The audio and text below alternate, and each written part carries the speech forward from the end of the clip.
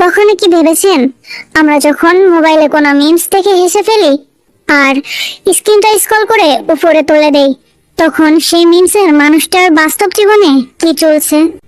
আমরা তো এক সেকেন্ডেই সেই মুখটা ভুলে যাই, কিন্তু সেই এক ভাইরাল ভিডিওর পেছনে কখনো কখনো এমন একটা গল্প লুকিয়ে থাকে যা কোনো সিনেমার গল্পের চেয়ে কম নয়।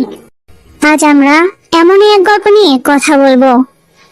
আপনাদের নিশ্চয় সেই ছেলেটার কথা মনে আছে যার হাতে ছিল একটা চায়ের গ্লাস, আর সে এমন একটা নির্ভর প্রাণখোলা হাসি হাসছিল যেটা দেখলে সবার মুখে নিজে থেকেই হাসি চলে আসতো। সেই হাসিতে কোনো অভিনয় ছিল না, কোনো ফিল্টার ছিল না, সেটা ছিল একদম খাঁটি আসল হাসি।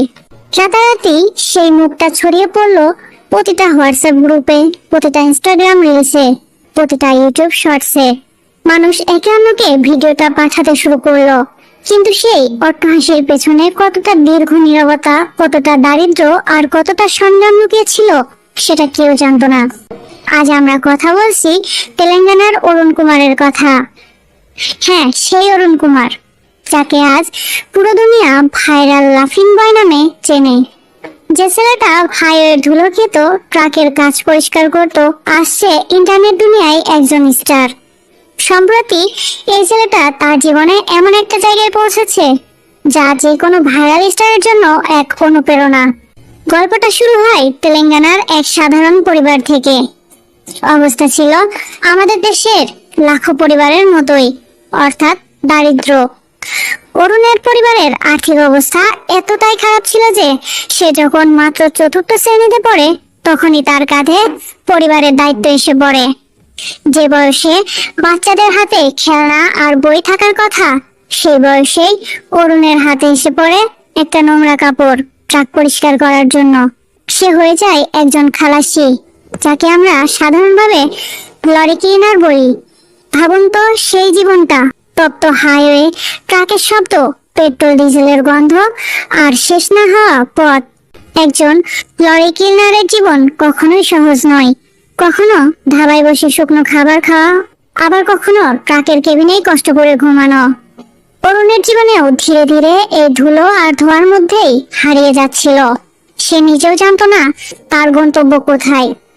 সে শুধু চলছিল, অথবা বলা যায় ট্রাকের চাকার সাথে ঘুষতে চলছিল। কিন্তু জীবনে অলৌকিক ঘটনা ঘটে। অরুণের জীবনেও এমনই একজন মানুষ এলেন। তিনি ছিলেন সেই ট্রাকের ড্রাইভার মিহিরু।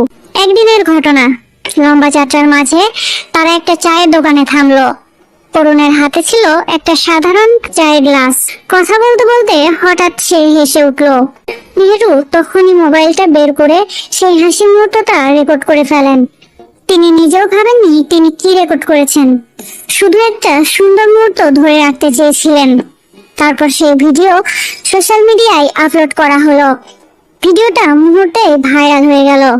একটা পৃথিবীতে যেখানে সবাই স্ট্রেস আর ডিপ্রেশনে ভুগছে, সেখানে এক গরিব লরি ক্লিনারের এই হাসি মানুষের কাছে হয়ে উঠলো এক টুকরো সতেজ বাতাস।